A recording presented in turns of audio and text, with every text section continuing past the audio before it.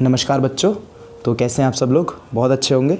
चलिए आज हम लोग करने वाले हैं क्लास 9th का साइंस, बल तथा गति के नियम और इसके एनसीईआरटी सॉल्यूशंस, जिसमें मैंने सभी के सभी क्वेश्चन सॉल्व किए हैं। ठीक है, चाहे वो पार्ट के अंदर के हों यानी कि अध्याय के अंदर के हों या फिर जो आपका अभ्यास है उसके क्वेश्चन हो। ठीक है, चलो जो कुछ थ्योरेटिकल क्वेश्चन हैं जो मैंने सॉल्व यहाँ पर नहीं करके दिखाए हैं, क्योंकि उनका आंसर आप खुद कर सकते हो। आपको बस कंसेप्ट आना चाहिए, उसका आंसर आप खुद कर सकते हो, इसलिए मैंने वो सॉल्व नहीं किए हैं। ठीक है, चलो हम पहले क्वेश्चन से स्टार्ट करते हैं। पहला जो क्वेश्चन है हमारा वो है page number 131 NCERT Hindi medium की बुक में। ठीक है, जिसका पहला जो क्वेश्चन है वो है निम्न में से किसका जड़त्व अधिक होगा?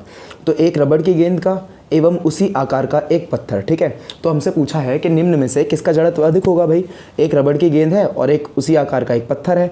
तो आप बस इतना याद रखेंगे कि किसी भी वस्तु का जो जड़त्व है उसके द्रव्यमान पर निर्भर करता है। इसका मतलब ये हुआ कि जितना ज़्यादा द्रव्यमान होगा उतना ज़्यादा उसका जड़त्व होगा। ठीक है, तो अतः पत्थर का द्रव्यमान अधिक होने के कारण उसका जड़त्व भी क्या होगा? अधिक होगा। ठीक है, इसी तरीके से बी और सी जो है साइकिल वाला, साइकिल और ट्रेन वाला, और एक 5 रुपये का सिक्का और 1 रुपये का सिक्का, उसके वाला जो क्वेश्चन है उसके आंसर आप खुद लिखेंगे। सेम लॉजिक वहां पर भी आपने लगाना है। ठीक है, चलिए आते हैं फिर अपने थर्ड क्वेश्चन पे। क्वेश्चन नंबर 3 है हमारे पास, किसी पेड़ को तीव्रता से हिलाने पर कुछ पत्तियां झड़ जाती हैं, क्यों? ठीक है, अगर आपने किसी पेड़ को भाई बहुत तेज हिला दिया तो कुछ पत्तियां जो होती हैं वो क्यों झड़ जाती हैं? तो ऐसा इसलिए होता है, देखो लिख रखा है कारण। ऐसा इसलिए होता है क्योंकि पेड़ को हिलाने पर उसका जड़त्व परिवर्तित होता है, परंतु पत्तियां विराम अवस्था के जड़त्व में होने के कारण अपनी गति की अवस्था में परिवर्तन का विरोध करती हैं। इसका मतलब क्या हुआ? देखो जब हम पेड़ को हिलाते हैं ना तो पेड़ का जड़त्व तो परिवर्तित हो जाता है, यानी कि पहले वो विराम अवस्था का जड़त्व होता है लेकिन बाद में वो गति के जड़त्व में आ जाता है। लेकिन पत्तियां जो होती हैं वो अभी भी विराम अवस्था के जड़त्व में होती हैं, जिसके कारण वो अपनी गति की अवस्था में किसी भी परिवर्तन का विरोध करती हैं। ये बात आपको समझ में आई होगी, क्योंकि जड़त्व जो होता है किसी भी पदार्थ का एक ऐसा गुण होता है जिसके कारण वो अपनी गति की अवस्था में परिवर्तन का विरोध करता है। तो सेम चीज़ की वजह से जो हमारी पत्तियां होती हैं, पत्तियां भी क्या करती हैं भाई? जड़त्व के कारण अपने पास विराम अवस्था के जड़त्व के कारण गति की अवस्था में जाने का विरोध करती हैं। ठीक है, और जिसके कारण वो पेड़ से अलग हो जाती हैं। ठीक है, यहाँ पर लिखा हुआ जिसके कारण वो पेड़ से अलग हो जाती हैं। ठीक है, ये बात समझ में आ गई होगी आप लोगों को। चलो प्रश्न नंबर जो 2 है मैंने सॉल्व नहीं कराया क्योंकि वो आप खुद सॉल्व कर सकते हैं, इसलिए मैंने उसका आंसर यहाँ पर नहीं लिखा है। ठीक है, और वो क्वेश्चन आता भी नहीं है एग्जाम में। चलो आगे देखते हैं फिर अपना प्रश्न नंबर 4। प्रश्न नंबर 4 है, जब कोई गतिशील बस अचानक रुकती है तो आप आगे की ओर झुक जाते हैं, और जब विराम अवस्था से गतिशील होती है तो पीछे की ओर हो जाते हैं। क्यों हो जाते हैं? चलो देखो स्थिति 1 है हमारे पास, जब गतिशील बस जाके रुक जाएगी। हमने क्या लिख लिया? गतिशील बस का रुकना। ये हमारी स्थिति 1 है, यानी कि कोई भी बस चल रही थी। ठीक है, होता है ना ऐसा कि जब हम बस में बैठे होते हैं तो बस अचानक से रुकती है तो हम आगे की तरफ हो जाते हैं, झुक जाते हैं। तो वही चीज़ हमसे पूछी हुई है। ठीक है, चलो इसका कारण क्या है? जब बस गतिशील होने के बाद रुकती है तो जिस व्यक्ति के पास गति का जड़त्व होता है, यानी कि आप एक बात याद रखना कि जब भी हम किसी वाहन में बैठे होंगे, ठीक है, जब भी हम लोग किसी वाहन में बैठे होंगे तो हमारे पास गति का जड़त्व होगा। कौन सा जड़त्व होगा? हमारे पास गति का जड़त्व होगा। ठीक है, तो वह अपनी गति की अवस्था में परिवर्तन का विरोध करता है। जैसा हमने पढ़ लिया हमारे पास। अब भाई जब गति का जड़त्व है तो हम अपनी अवस्था में परिवर्तन का विरोध करेंगे ना, गति की अवस्था में परिवर्तन का विरोध करेंगे, यानी कि हम गति की अवस्था को परिवर्तित नहीं होने देंगे। कारण जड़त्व। ठीक है, जड़त्व वही तो गुण होता है जो अपनी किसी की भी गति की अवस्था में परिवर्तन का विरोध करता है। ये बात समझ में आई होगी। चलो आगे देखते हैं फिर है, परंतु बस रुकने पर शरीर का जो भाग उसके संपर्क में है, यानी कि शरीर का जो भाग हमारे बस के तल के संपर्क में है, तल यानी कि जो उसका फ्लोर होता है उसके संपर्क में होता है, यानी कि जो हमारे शरीर का निचला भाग है, हमारे पैर। ठीक है, हमारे जो पैर होते हैं वो रुक जाते हैं, क्योंकि जब बस रुकती है तो भाई हमारा निचला भाग रुकता है। ठीक है, जब भी बस रुकती है तो हमारा निचला भाग रुकता है। समझ में आई आपको बात? मतलब हमारे पैर जो होते हैं उसके संपर्क में जो होते हैं वो रुक जाते हैं, लेकिन हमारे जो शरीर का ऊपर वाला भाग होता है वो अभी भी गति में होता है। यहाँ पर देख लेते हैं, परंतु ऊपरी भाग अभी भी गतिशील होता है, जिस कारण हम आगे की ओर हो जाते हैं। आपको ये कारण समझ में आया होगा। क्या कारण रहा इसका भाई? ऐसा क्यों कहा हमने कि गतिशील बस रुकती है तो हम किस में हो जाते हैं? हम आगे की तरफ झुक जाते हैं। क्यों झुकते हैं? क्योंकि जो बस हमारे जो गतिशील जब बस रुकती है तो हमारे शरीर का जो निचला भाग बस के संपर्क में होता है वो भी रुकता है, परंतु जो ऊपरी भाग होता है वो अभी भी गति के जड़त्व में होता है और वो आगे की तरफ झुक जाता है। सेम इसका उल्टा जो है वो हमारी स्थिति नंबर 2 है। स्थिति नंबर 2 में भी हमें ये बोल रखा है, कारण जब बस विराम अवस्था से गतिशील होती है तब व्यक्ति के पास कौन सा जड़त्व होता है? विराम अवस्था का। ठीक है, जड़त्व 3 प्रकार के होते हैं ना, ये आपको पता होगा। तो जब भी बस अचानक से गतिशील होती है तो उसके पास कौन सा जड़त्व होता है? विराम अवस्था का जड़त्व होता है। ठीक है, अब जिस कारण वह अपनी अवस्था परिवर्तन का विरोध करता है। ये लाइन तो आपको लिखनी पड़ेगी कि कौन सा जड़त्व है, और ये वाली लाइन जिस कारण वह अपनी अवस्था परिवर्तन का विरोध करता है, ये लाइन आपको लिखनी पड़ेगी। अतः बस के गतिशील होने पर शरीर का निचला भाग गतिशील होता है और हम पीछे की ओर झुक जाते हैं। तो अब देखो नीचे वाला जो भाग होता है वो अचानक से ऐसा करके आगे, जैसे देखो ये पेन है, ठीक है, अगर आप इसका निचला भाग ऐसे करके कर दोगे तो ये पीछे की तरफ जाएगा, और निचला भाग अगर आप रोक दोगे तो ये आगे की तरफ हो जाएगा। बस सेम चीज़ वही है, ठीक है। समझ में आ गया होगा कि आपको हमारी कौन कौन सी दो स्थिति होती हैं, ठीक है। तो पेज नंबर हमारे 131 के जितने भी क्वेश्चन थे वो खत्म हो गए हैं। चलो आते हैं अपने पेज नंबर 140 के ऊपर, ठीक है, यानी कि 140 पेज नंबर पर हमारे पास कुछ क्वेश्चंस दे रखे हैं हमें। ये जो स्पेस छोड़ रखा है मैंने, ये भी एक न्यूमेरिकल के लिए छोड़ रखा है, न्यूमेरिकल भी कराऊंगा। चलो हमारे पास पहला क्वेश्चन है, यदि क्रिया सदैव प्रतिक्रिया के बराबर है तो स्पष्ट कीजिए एक घोड़ा गाड़ी को कैसे खींच पाता है। देखो अब ये बड़ा वैसा क्वेश्चन होता है, मतलब ट्रिकी क्वेश्चन है, मतलब दिमाग लगाने वाला क्वेश्चन है कि यार एक घोड़ा जो है वो गाड़ी को खींचता है, मतलब वो गाड़ी पर बल लगा रहा है ना, लगाता है बल, तो गाड़ी जो है वो भी घोड़े पर बल लगाना चाहिए, मतलब गाड़ी को भी लगाना चाहिए। तो घोड़ा तो गाड़ी को कभी खींच ही नहीं पाएगा, लेकिन ऐसा नहीं होता, ये हमारा लॉजिक है।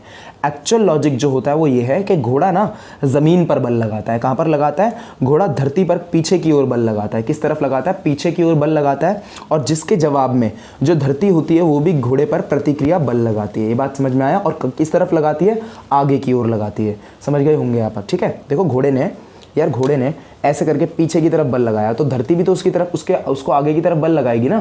तो ये बात समझ में आई? प्रतिक्रिया बल मतलब क्रिया बल और प्रतिक्रिया बल समान होते हैं, ये बात आपको पता होगी, न्यूटन का जो तीसरा नियम है गति का वो, ठीक है। तो जब बल लगाता है तो वो धरती पर लगाता है और धरती उसे आगे की तरफ खींचती है। और एक चीज़ यहाँ पर बहुत इंपॉर्टेंट होती है, इतना ही इसके लिए काफ़ी नहीं है। ये जो आपको पता होगा कि मतलब कोई भी गाड़ी जो होती है या कुछ भी चीज़ जो होती है, ज़मीन उसके ऊपर एक घर्षण बल लगाती है, ठीक है। मतलब उसकी गति को रोकने के लिए एक घर्षण बल लगाती है। घर्षण बल आप जानते होंगे, जो कोई भी एक सतह, दो सतहों के बीच में लगता है, यानी कि दो सरफेस के बीच में लगता है, ठीक है, दो सतहों के बीच में लगता है। ये बात आपको समझ में आई होगी, ठीक है। तो जब ये प्रतिक्रिया बल यानी कि ज़मीन का जो बल है वो घर्षण बल से ज़्यादा हो जाता है, तब जो गाड़ी होती है वो आगे की ओर बढ़ने लगती है। समझ में आई आपको ये बात? चलो फिर से समझा देता हूँ अगर समझ में नहीं आई, क्योंकि बहुत बच्चे ऐसे होंगे जिनको ये बात समझ में नहीं आई होगी, ठीक है। तो देखो फिर से समझ लेते हैं इस चीज़ को। फिर से हम क्या बोल रहे हैं हम कि घोड़ा जो है वो धरती के पर पीछे की ओर बल लगाता है, ठीक है। अब धरती जो है वो भी घोड़े के ऊपर बल लगाएगी, भाई सीधी सी बात है, प्रतिक्रिया बल तो लगाएगी ना, ठीक है। अब जब ये वाला प्रतिक्रिया बल गाड़ी के पहियों पर लगने वाले घर्षण बल से अधिक हो जाएगा, ठीक है। जब ये वाला प्रतिक्रिया बल यानी कि जो धरती घोड़े पर बल लगा रही है वो पहियों के बीच लगने वाले घर्षण बल से अधिक हो जाएगा, तो गाड़ी क्या हो जाएगी? आगे बढ़ने लगेगी। समझ में आई आपको बात? बहुत सिंपल सी चीज़ है, कुछ भी नहीं है इसमें, ठीक है। चलो अब आगे देखते हैं। चलो इसका एक सिंपल लॉजिक भी समझा देता हूँ आपको। मान लो यहाँ पर कोई पहिया है, ठीक है, ऐसे करके कोई पहिया है और धरती इस तरफ बल लगा रही है। भाई ये जो घर्षण बल होगा वो इस तरफ भी तो लग रहा होगा, ठीक है, मतलब इसके पहिए पर भी तो घर्षण बल लग रहा होगा। और ये पहिया कब आगे जाएगा? जब ये वाला बल ज़्यादा होगा, ठीक है, जब ये वाला बल ज़्यादा होगा तभी तो ये लगेगा घर्षण, मतलब ये जो घर्षण बल होगा कब कम हो जाएगा? जब ये वाला ज़्यादा हो जाएगा। बात समझ में आ रही है? मतलब अगर देखो जैसे मान लो ये 5 न्यूटन का बल लग रहा है हमारे पास घर्षण बल, तो जब तक आप 5 न्यूटन का लगाओगे, अगर मान लो हम जो धरती है वो उसके ऊपर 2 न्यूटन का बल लगा रही है, तो क्या ये गाड़ी आगे खींच पाएगी? बल किस तरफ है? इस तरफ है, तो ये गाड़ी तो इसी तरफ रहेगी ना। जब ये बल ज़्यादा होगा, मान लो ये 10 न्यूटन का हो जाएगा, जब ये 10 न्यूटन का बल होगा तब जाकर ये आगे खींचेगी, मतलब इससे ज़्यादा होना चाहिए। बात समझ में आ गई होगी। चलो आते हैं फिर हमारे प्रश्न नंबर 2 पे। प्रश्न नंबर 2 है, एक अग्निशमन कर्मचारी को तीव्र गति से बहुतायत मात्रा में पानी फेंकने वाली रबड़ की नली को पकड़ने में कठिनाई क्यों होती है? चलो अग्निशमन आप जानते होंगे, जो जैसे कभी आग लग जाती है तो वहाँ पर जो भी कर्मचारी आते हैं उन्हें अग्निशमन कर्मचारी कहा जाता है, ठीक है। तो हमसे पूछ रखा है कि भाई जब वो पाइप छोड़ते हैं तो अब यार आग बुझाने के लिए बहुत लंबा, मतलब बहुत उनका जो पाइप होता है उसमें से बहुत ज़्यादा अमाउंट में पानी निकलता है, बहुत बड़ी मात्रा में पानी निकलता है, ठीक है। तो ऐसा होता है कि जब नली से बहुतायत मात्रा में पानी तीव्र गति से निकलता है तो वह नली पर पीछे की ओर बल लगाता है। कैसे लगाता है? देखो जैसे मान लो ये आपकी एक नली हो गई, ठीक है, यहाँ से पानी निकलेगा तो ये इस पर पीछे की ओर बल नहीं लगाएगा, ठीक है। लेकिन अब प्रतिक्रिया बल के रूप में ये जो पाइप होगा ये आगे की ओर बल लगाएगा, है ना। अच्छा देखो ये जो नली है ये यहाँ पर ऐसे करके पीछे की ओर इस पर बल लगाएगा ना, ये जो पानी निकल रहा है ये इस पर पीछे की ओर बल लगाएगा, और जो पाइप होगा, जो नली होगी वो प्रतिक्रिया बल लगाएगी इस पर, लेकिन जिसके कारण ये जो नली होगी स्थिर रह ही नहीं पाएगी। हमने यही लिखा है ना, प्रतिक्रिया बल लगाती है, ठीक है। नली भी आगे की ओर प्रतिक्रिया बल लगाती है, जिसके कारण नली स्थिर नहीं रह पाती, अतः कर्मचारी को नली पकड़ने में कठिनाई होती है। चलो ये रीज़न आपको समझ में आ गया होगा, ठीक है। मतलब ऐसा हुआ कि पानी ने पीछे की ओर बल लगाया और नली ने आगे की ओर लगाया बल, तो ये जो होगी स्थिर नहीं होगी, ये बार बार आगे पीछे होती रहेगी। इसी कारण जो अग्निशमन कर्मचारी होता है उसे ये पकड़ने में बहुत ज़्यादा परेशानी होती है। तो पेज नंबर 140 का हमारे सामने तीसरा क्वेश्चन है। यहाँ पर क्या क्वेश्चन है भाई, एक 50 ग्राम द्रव्यमान की गोली 4 किलोग्राम द्रव्यमान की राइफल से 35 मीटर प्रति सेकंड के प्रारंभिक वेग से छोड़ी जाती है। राइफल के प्रारंभिक प्रतिक्षेपित वेग की गणना कीजिए, ठीक है। तो कम से कम आप क्वेश्चन को 2 बार पढ़ेंगे। पहला स्टेप होता है, हम कभी भी किसी भी न्यूमेरिकल को सॉल्व करते हैं तो हमारा पहला स्टेप यही होता है कि हमें उस क्वेश्चन को कम से कम 2 बार पढ़ना है, ठीक है। तो हम क्वेश्चन को 2 बार पढ़ रहे हैं। एक 50 ग्राम द्रव्यमान की जो गोली है 4 किलोग्राम द्रव्यमान की एक राइफल से 35 मीटर प्रति सेकंड के प्रारंभिक वेग से छोड़ी जाती है। राइफल के प्रारंभिक प्रतिक्षेपित वेग की गणना कीजिए, ठीक है। तो अब देखो, हमें जब भी 2 वस्तुएं दी जाएंगी ना, या ऐसा समझ लो कि जब भी आपसे प्रतिक्षेपित वेग पूछा जाएगा तो आपको संवेग संरक्षण का नियम लगाना है। क्या करना है, जब भी आपसे प्रतिक्षेपित वेग पूछा जाएगा आपको कौन सा नियम लगाना है, संवेग संरक्षण का नियम लगाना है, ठीक है। चलो लगाते हैं संवेग संरक्षण का नियम। तो संवेग संरक्षण के नियम के लिए हमें पहले तो दिया क्या क्या हुआ है हम वो लिखेंगे, ठीक। अच्छा ये तीसरा क्वेश्चन है ना, मैंने चौथा लिख दिया, ठीक है। तीसरा क्वेश्चन है, देखो हमें दिया क्या क्या है हम वो लिखेंगे। देखो हमें क्या क्या दिया हुआ है भाई, हम लिख लेते हैं। सबसे पहले तो ध्यान से सुनना है आपने, हमें क्या क्या दिया हुआ है ध्यान से देखेंगे। देखो हमें बोल रखा है कि एक 50, पहले तो आपने एक लिस्ट बना लेना है यार, लिस्ट बनाओगे बहुत इजी रहेगा। देखो हम वस्तु ए यानी कि वस्तु ए मान लेते हैं, किसको, हम गन को, यानी कि गन जो हमारी गन है, बंदूक है, उसको हमने वस्तु ए मान लिया। और जो बुलेट है यानी कि जो गोली है उसे हम वस्तु बी मान लेते हैं। ये बात आपको समझ में आई होगी। हमने गन को क्या मान लिया, बंदूक को क्या मान लिया, ए मान लिया, और बुलेट को हमने क्या मान लिया, बी मान लिया। तो अब भाई वस्तु ए का कुछ द्रव्यमान होगा, वस्तु बी का भी कोई प्रारंभिक वेग होगा, और वस्तु ए का भी, मतलब दोनों ही वस्तुओं का एक द्रव्यमान भी होगा, दोनों ही वस्तुओं का एक प्रारंभिक वेग भी होगा, और दोनों ही वस्तुओं का एक अंतिम वेग भी होगा। ये तो नॉर्मल सी बात है, ठीक है। चलो अब लिखते हैं गन का जो द्रव्यमान हमें दे रखा है वो कितना दे रखा है, 4 किलोग्राम दे रखा है। कितना दे रखा है, 4 किलोग्राम, ठीक है। और ये किलो में है तो सही है बिल्कुल। आपको एसआई मात्रक भी चेक करने पड़ेंगे कि इनके बिल्कुल ठीक है या गलत है, ठीक है। अब देखो जो गोली का द्रव्यमान दे रखा है वो हमें ग्राम में दे रखा है, तो आपको इसको परिवर्तित करना पड़ेगा, क्योंकि ये ग्राम में है, होना किस में चाहिए, किलोग्राम में होना चाहिए, लेकिन ये ग्राम में है तो आपको इसे परिवर्तित करना पड़ेगा। अब ध्यान से सुनना, मैं प्रारंभिक वेग को 0 लिखूंगा। प्रारंभिक वेग को 0 लिखने का रीज़न ये है क्योंकि गोली चलने से पहले बंदूक भी और गोली दोनों ही किस पर होंगी, विरामावस्था पर होंगी ना यार। गोली चलने का वेग हमें दे रखा है ना, मतलब जब गोली उसमें से चल गई है ऐसे करके, आपने जब गोली चला दी है उसके बाद का हमें वेग दिया हुआ है ना 35, ठीक है। और गोली का वेग दिया हुआ है, यानी कि हम इसको क्या लिख लेंगे, 35 मीटर प्रति सेकंड लिख लेंगे। उम्मीद है ये बात आपको समझ में आई होगी, ठीक है। अब जब गोली चल ही नहीं रही है, बंदूक भी और गोली भी दोनों ही विरामावस्था पर होंगी, तो उन दोनों का जो प्रारंभिक जो वेग होगा वो क्या होगा, 0 होगा। ये बात आपको मैं बता चुका हूँ जिसने चैप्टर करा है उसको, कि जब भी कोई वस्तु विरामावस्था पर होती है तो उसका जो प्रारंभिक वेग होता है वो क्या हो जाता है, 0 हो जाता है, ये आपको पता होगा, ठीक है। और हमें ये चीज़ निकालनी है, प्रतिक्षेपित वेग ये निकालना है। प्रतिक्षेपित यानी कि जब आपने गोली चलाई, आपको पता होगा ना जब गोली चलती है तो बंदूक भी पीछे की तरफ झटका लेती है थोड़ा सा, तो पीछे की तरफ जो झटका लिया होगा, किस वेग से उसने झटका लिया होगा, वो चीज़ हमसे पूछिए, ठीक है। चलो तो ये जो चीज़ होगी ये माइनस में आएगी, ये बात आप याद रखेंगे। चलो आगे सॉल्व करते हैं इसको। फिर हमने लिस्ट तो बना ली भाई, अब लिस्ट बनाने से पहले हम बात करते हैं संवेग संरक्षण का नियम। तो संवेग संरक्षण का नियम कहता है कि आप कुल प्रारंभिक संवेग, ठीक है, कुल प्रारंभिक संवेग को आप कुल अंतिम संवेग के बराबर रख दो। कुल प्रारंभिक संवेग को आप कुल अंतिम संवेग के बराबर रख दो। ये कौन सा नियम कहता है, हमारा अंतिम आएगा यहाँ पे, ठीक है। ये अंतिम है, ठीक है। कुल अंतिम संवेग के बराबर रख दो, बस छोटी सी बात है कि आप कुल प्रारंभिक संवेग को कुल अंतिम संवेग के बराबर रख दो, ठीक है। तो कैसे करें, चलो कुल प्रारंभिक संवेग हमें पहले निकालना होगा, और कुल प्रारंभिक संवेग जो निकलता है वो दोनों वस्तुओं के प्रारंभिक संवेग का एक योग होता है। क्या बोला मैंने, दोनों ही वस्तुओं के प्रारंभिक संवेग का योग होता है हमारा कुल प्रारंभिक संवेग। कैसे निकलेगा, आप पहले निकालो पी को हम संवेग से दर्शाते हैं, यानी कि हम पी निकाल रहे हैं, संवेग निकाल रहे हैं वस्तु ए का, लेकिन कौन सा निकाल रहे हैं वो हमें यहाँ से पता चलेगा। आई का मतलब होता है इनिशियल का मतलब प्रारंभिक। तो ये क्या चीज़ है, ये हम निकाल रहे हैं प्रारंभिक संवेग किसका, वस्तु ए का। इसी प्रकार आप प्रारंभिक संवेग वस्तु बी का निकाल दो, हमने लिख लिया भाई प्रारंभिक संवेग किसका, प्रारंभिक संवेग वस्तु बी का। समझ में आए, इक्वल में क्या होना चाहिए, कुल अंतिम संवेग। तो ए का अंतिम संवेग, ए का कुल अंतिम संवेग, एफ मतलब फाइनल, फाइनल मतलब अंतिम, ठीक है। तो वस्तु ए का कुल अंतिम संवेग हमने कुल अंतिम संवेग निकालना है ना, तो ये हो गया बी और यहाँ पर हमने लिख लिया एफ। ये बात आपको समझ में आ गई होगी। हमने कुल अंतिम संवेग और कुल प्रारंभिक संवेग को जोड़ लिया। अब आप क्या करो, वस्तु ए का प्रारंभिक संवेग निकालना शुरू करो अलग अलग। इस फॉर्मूला में अगर आप लगा दोगे ना फॉर्मूला, तो कंफ्यूज हो जाओगे। कंफ्यूज नहीं होना है, हमें अलग अलग सॉल्व कर लेना है, ठीक है। तो हम क्या करते हैं भाई, संवेग होता है क्या, संवेग होता है द्रव्यमान गुना में उसका वेग। तो द्रव्यमान कितना है, वस्तु ए का हम प्रारंभिक संवेग निकाल रहे हैं, ध्यान रखना। तो वस्तु ए का प्रारंभिक संवेग क्या होगा, वस्तु ए का द्रव्यमान, वस्तु ए का द्रव्यमान है 4 किलोग्राम और इसका जो वस्तु ए का जो द्रव्यमान है वो है 4 किलोग्राम, ठीक है। चलो मैं इसको ना फॉर्मूला के रूप में लिख देता हूँ ताकि आपको आसानी रहे। तो एम ए यानी कि वस्तु ए का द्रव्यमान गुणा में वस्तु ए का ही प्रारंभिक वेग, वस्तु ए का प्रारंभिक वेग कितना है भाई, देखो द्रव्यमान कितना है 4 किलोग्राम। हमने लिस्ट बना रखी है तो लिस्ट से हमें पता चल जाएगा 4 किलोग्राम है, हमने लिख लिया। गुणा में यू ए कितना है, यू ए हमारे पास 0 है, तो ये भी कितना हो गया भाई, पूरा 0 हो गया। तो वस्तु ए का कुल प्रारंभिक वस्तु ए का प्रारंभिक संवेग कितना आया हमारे पास, 0 आ गया।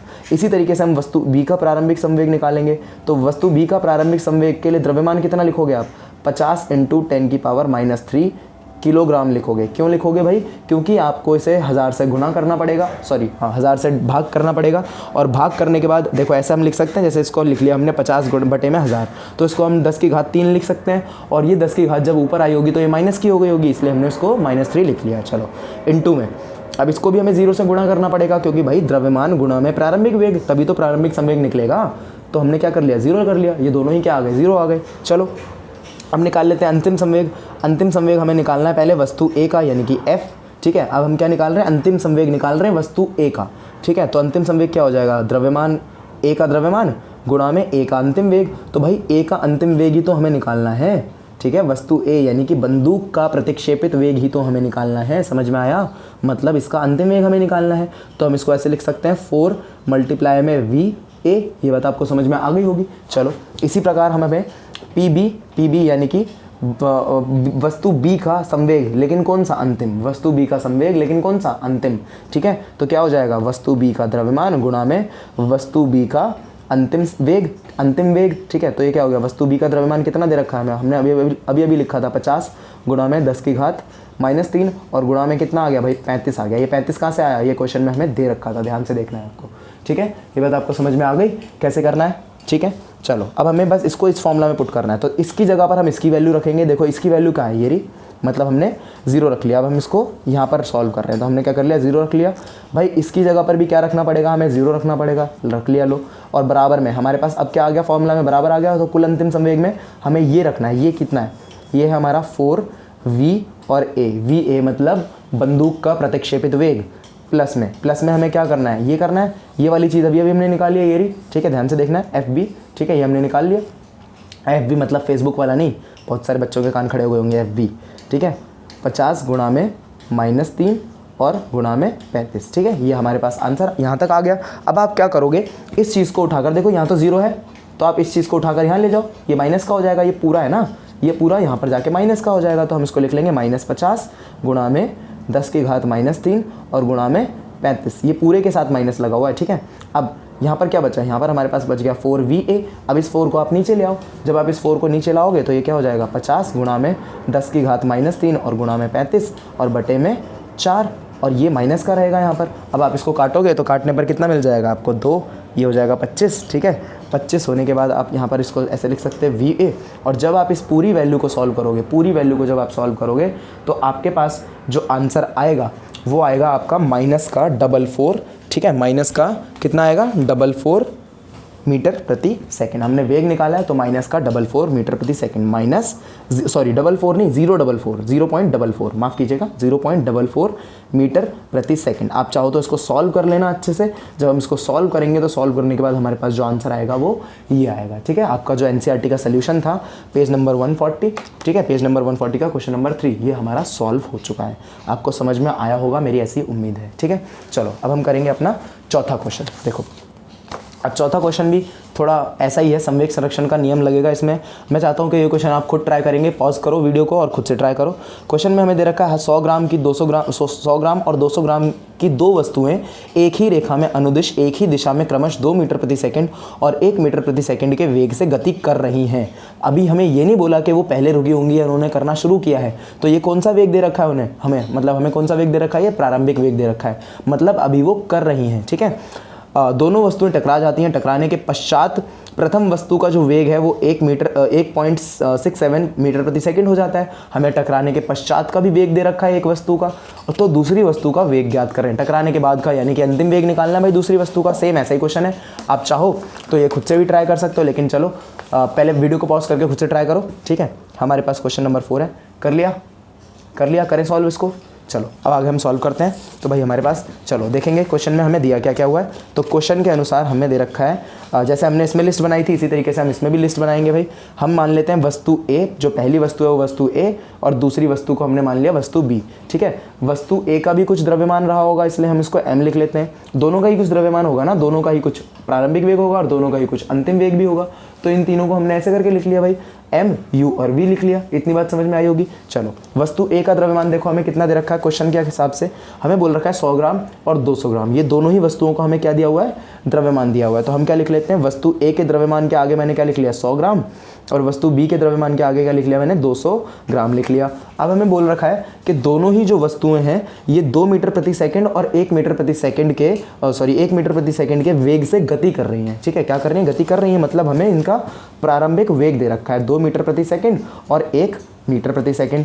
आप ना टेबल बना लिया करो, टेबल बनाने से बहुत ईजी हो जाता है क्वेश्चन। ठीक है, अब हमें प्रथम वस्तु का अंतिम वेग भी दे रखा है, यानी कि टकराने के बाद का भी वेग दे रखा है, तो हम क्या कर देते हैं यहाँ पर उसको लिख लेते हैं 1.67 मीटर प्रति सेकंड। अब हमें यहाँ से पता चल गया कि हमें ये चीज़ निकालनी है, तो भाई कैसे निकालेंगे इस चीज़ को, फिर से वैसे निकाल लो जैसे हमने अभी पिछला वाला क्वेश्चन सॉल्व किया था, वैसे ही हम इसको भी निकाल लेंगे और निकालने के बाद हमारे पास जो आंसर आएगा उसको हम कह देंगे कि भाई हाँ ये इसका वेग है। ठीक है, चलो आगे देखते हैं। फिर हमें क्या पता है, हमें संवेग संरक्षण का नियम पता है। संवेग संरक्षण का नियम होता है, देखो अभी हमने यहाँ पर क्या लिखा था, संवेग संरक्षण का नियम हमने लिखा था कुल प्रारंभिक संवेग बराबर में कुल अंतिम संवेग।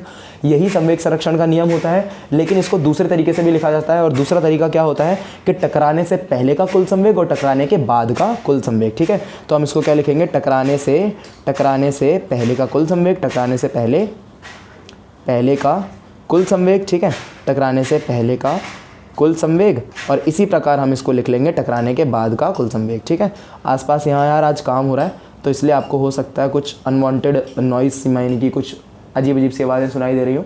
ठीक है, तो इग्नोर करना प्लीज़। ठीक है, टकराने के बाद का कुल संवेग, टकराने के बाद का कुल संवेग। ठीक है, कुल संवेग। ठीक है, ये हो गया हमारे पास इतना। हमारे पास हमने क्या लिख लिया, संवेग संरक्षण का नियम लिख लिया भाई, टकराने से पहले का कुल संवेग और टकराने के बाद का कुल संवेग।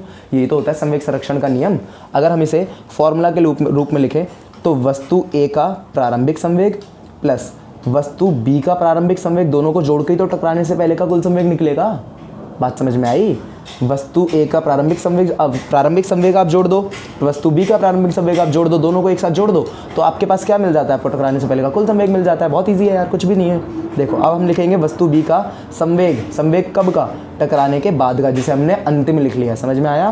प्लस में हम लिखेंगे वस्तु B का संवेग, संवेग तो हम लिखेंगे लेकिन कौन सा, अंतिम। ठीक है, चलो अब निकालते हैं एक एक करके। हम पहले इसकी वैल्यू निकालते हैं, यानी कि हम निकाल रहे हैं वस्तु A का प्रारंभिक संवेग। क्या निकाल रहे हैं, वस्तु A का प्रारंभिक संवेग निकाल रहे हैं, ध्यान रखना इसको। ठीक है, तो वस्तु A का द्रव्यमान गुणा में वस्तु A का प्रारंभिक वेग, ये हम वस्तु A का प्रारंभिक संवेग निकाल लेंगे। यहाँ से क्या हो जाएगा, MA कौन है भाई, MA है हमारे पास 100 ग्राम। 100 ग्राम को आपको 1000 से भाग भी करना पड़ेगा और गुणा में आप UA करोगे यानी कि 2। अच्छा पहले इनकी ना SI मात्रक और चेक कर लेना अच्छे से, कहीं आप सोचो कि SI मात्रक हमें ऐसे दे रखे हैं और यहाँ पर 100 डाल दो, 100 नहीं डालना है आपको। अगर ये ग्राम में है और ये मीटर प्रति सेकंड में है तो आपको इसे किलोग्राम में परिवर्तित करना पड़ेगा। ठीक है, ये बात आपको याद रखनी है। चलो हमने क्या कर लिया, इसको किलोग्राम में परिवर्तित कर लिया। तो किलोग्राम में परिवर्तित करने के बाद हमारे पास क्या आ गया, 2 मीटर प्रति सेकंड आ गया भाई। अब देखो 2 0 से 2 0 तो पहले कट गए यहाँ पर। ठीक है, अच्छा 2 0 से कटे, ये वाला 0 कट जाएगा, ये वाला 2 0 कट गए। हमारे पास बचा क्या, हमारे पास इससे आप 10 को काट दो, कितना बच गया, 1/5 मीटर प्रति सेकंड। ये बात समझ में आई आपको? ये हमने क्या निकाला है भाई? ये हमने निकाला है वस्तु ए का प्रारंभिक संवेग। समझ में आया? अब इसी प्रकार हम वस्तु बी का प्रारंभिक संवेग निकालेंगे, पी बी और आई। आई का मतलब होता है प्रारंभिक संवेग। किसका निकाल रहे हैं प्रारंभिक संवेग? वस्तु बी का। तो वस्तु बी के लिए द्रव्यमान भी किसका आएगा? वस्तु बी का आएगा, और गुणा में प्रारंभिक वेग भी किसका आएगा? वस्तु बी का ही आएगा। चलो निकाल लेते हैं। कितना है? 200 बटे में 1000। 1000 क्यों किया भाई? क्योंकि ये ग्राम में था, इसको हमने किलोग्राम में परिवर्तित किया, गुणा में 1। ठीक है, तो ये कितना आ जाएगा? 2 बटे में 10 आ जाएगा। देखो 2 0 से 2 0 कट जाएंगे, 2 बटे में 10 मतलब 1 बटे में 5 मीटर प्रति सेकंड। मतलब ये हुआ कि दोनों ही वस्तुओं का टकराने से पहले का जो प्रारंभिक संवेग है वो क्या है? दोनों ही वस्तुओं का बराबर है भाई। समझ में आई ये बात? दोनों ही वस्तुओं का जो टकराने से पहले का संवेग है वो क्या है? बराबर है। चलो अब हम निकालते हैं टकराने के बाद का। टकराने के बाद का कैसे निकालेंगे? मतलब इसका अंतिम संवेग हमें निकालना पड़ेगा। तो पी ए हमने लिख लिया, संवेग हमने लिख लिया, लेकिन कौन सा? फाइनल। फाइनल यानी कि अंतिम संवेग हम निकाल रहे हैं। तो क्या हो जाएगा ये? देखो यहाँ से देख लेते हैं हम। हमारे पास लिस्ट है, लिस्ट में हमें दे रखा है वस्तु ए का द्रव्यमान। वस्तु ए का द्रव्यमान हमने लिख लिया, लेकिन अब आप अंतिम संवेग निकाल रहे हो। ठीक है, अब आप कौन सा संवेग निकाल रहे हो? अब आप अंतिम संवेग निकाल रहे हो। तो अंतिम संवेग के लिए आपको जो वेग है वो भी कौन सा लेना पड़ेगा? अंतिम लेना पड़ेगा। ठीक है, तो हमने लिख लिया वस्तु ए का द्रव्यमान और वस्तु ए का अंतिम वेग। मतलब द्रव्यमान कितना है हमारे पास? 1 बटे में 10 था, ये द्रव्यमान यही तो आया था, यहाँ से देख लेते हैं 1 बटे में 10 था, और गुणा में हमने कर दिया इसको 1.67। अभी आप इसको इतना ही छोड़ सकते हैं, बाकी हम पॉइंट वगैरह का जो भी कुछ होगा उसे बाद में सॉल्व करेंगे। ठीक है, ये आ गया हमारे पास वस्तु ए का अंतिम संवेग। कौन सा संवेग आया? ये अंतिम संवेग आया। इसी प्रकार आप वस्तु बी का अंतिम संवेग निकाल लो, पी बी और एफ। ठीक है, वस्तु बी का द्रव्यमान गुणा में वस्तु बी का अंतिम वेग। इतना भाई, ये चीज़ तो हमें निकालनी है। ठीक है, ये चीज़ तो हमें निकालनी है ना, वस्तु बी का अंतिम वेग ही तो निकालना है। तो इसका द्रव्यमान कितना है? ये भी कितना आया था? 2 बटे में 5 आया था इसका द्रव्यमान, सॉरी 2 बटे में 10 आया था। ठीक है, 2 बटे में 10 आ गया, और मल्टीप्लाई हम किस में कर देंगे? इसकी वी बी में कर देंगे। ठीक है, चलो अब हम इसे लगाएंगे इस चीज़ को। अब हम ये जितनी भी चीज़ें हमने निकाली हैं, अब हम इस सारी चीज़ों को इसमें डालेंगे, इस वाले इसमें। ठीक है, इसमें डालेंगे। इसमें डालने के लिए हम क्या करेंगे? तो आपको लिखना है पहले वस्तु ए का प्रारंभिक संवेग, और वस्तु ए का प्रारंभिक संवेग कहाँ लिखा हुआ है? ये रहा। ठीक है, तो हम क्या लिख देंगे? वस्तु ए का प्रारंभिक संवेग हमने लिख लिया भाई, वस्तु ए का प्रारंभिक संवेग लिख लिया। बीच में प्लस का साइन होता है, आप देख सकते हैं बीच में प्लस का साइन आया। फिर हमें लिखना है वस्तु बी का प्रारंभिक संवेग। तो वस्तु बी का प्रारंभिक संवेग कहाँ लिखा हुआ है? ये लिखा हुआ 1 बटे में 5। ठीक है, समझ में आ रहा है? 1 बटे में 5 लिखा हुआ है, तो हमने इसको भी भाई लिख लिया ऐसे करके। चलो 1 बटे में 5 लिख लिया हमने। ठीक है, 1 बटे में 5 ये भी आ गया हमारे पास, बराबर का साइन आ गया अब हमारे पास। बराबर के साइन के बाद हम देखेंगे कि हमें वस्तु ए का अब हमें लिखना है वस्तु ए का अंतिम संवेग। कौन सा संवेग? वस्तु ए का अंतिम संवेग। ठीक है, तो क्या करा जाए? वस्तु ए का लिख लेते हैं अंतिम संवेग। ठीक है, तो अंतिम संवेग हमें कितना आया था यहाँ पर? 1.67 और अपॉन में 10 आया था। ये बात समझ में आई? फिर प्लस का साइन हमें लिखना होगा वस्तु बी का अंतिम संवेग। तो वस्तु बी का अंतिम संवेग देख लेते हैं। देखो ये लिखा हुआ वस्तु बी का अंतिम संवेग ये आया हमारे पास, तो हम इसको लिख लेते हैं 2 बटे में 10। क्या लिखेंगे? 2 बटे में 10 और वी बी। अब हमें इस वी बी की वैल्यू चाहिए। ठीक है, तो क्या करा जाए इस वी बी की वैल्यू निकालने के लिए? इस वी बी की वैल्यू निकालने के लिए आप क्या करो? बस इन सबको सॉल्व करते जाओ। तो ये कितना आ जाएगा? इसका तो एलसीएम 5 आ जाएगा, ऊपर बच जाएगा 2 बटे में 5। ठीक है, 2 बटे में 5 बराबर में, अच्छा एलसीएम ले लें, यहाँ पर देखो एलसीएम ले लेंगे तो एलसीएम आ जाएगा 1.67 प्लस का 2VB और बटे में 10। ठीक है, इस 10 को इधर ले जाओ तो 10 हो जाएगा, 2 गुना में 10 और बटे में 5 और बराबर में रहेगा 1.67 प्लस 2VB। ये बात आपको समझ में आई? ठीक है, सॉल्व कर दिया डायरेक्टली, बस क्रॉस मल्टीप्लाई किया, इसको इधर ले गए और यहाँ से हमने ये कर लिया। कितना बचा? 20/5 और माइनस का इसको मैं इधर ले आऊँ 1.67। ठीक है, मैंने लिख लिया 1.67 और यहाँ पर बच गया हमारे पास 2V और B। ये बात समझ में आई है? ठीक है, हमने इसको इधर उठा के रख लिया तो ये माइनस का हो गया।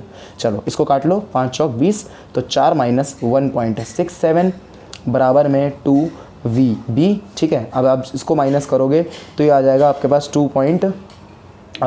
माइनस कर दो 33 आ जाएगा, 2.33। ठीक है, 2.33, हाँ 3 हो जाएगा, हाँ ठीक है 2.33 आ गया हमारे पास और बटे में 2VB। चलो VB की वैल्यू क्या आ जाएगी? अब आप इसको बस डिवाइड कर दो तो VB की वैल्यू मिल जाएगी आपको 2.33 और बटे में 2 डिवाइड कर लो 1.16 और कुछ आएगी 1.165 आ जाएगी यहाँ से। ठीक है, तो ये जो हमारा था ये हमारे पास क्या आ गया भाई? आंसर आ गया। और VB की वैल्यू निकाली हमने, यानी कि हमने एक वेग निकाला है, तो वेग के SI मात्रक मीटर प्रति सेकंड। ये वाला क्वेश्चन भी आपका हो गया सॉल्व।